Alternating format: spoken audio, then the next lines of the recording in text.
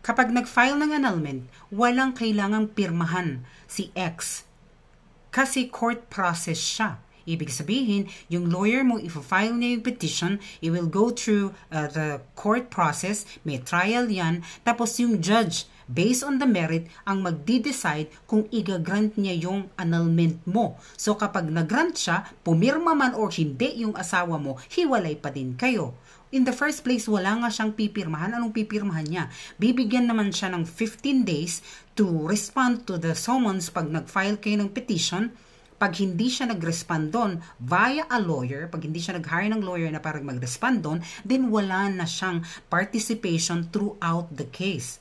So yung mga sinasabi niyo na pwede bang gamitin yung kasunduan namin sa barangay na wala nang pakialamanan, pwede na akong mag-boyfriend, pwede rin siyang mag-girlfriend, hindi nga po pwede yun. Pag sinabit niyo yan, pwedeng ika-dismiss ng case niyo kasi meron siyang collusion.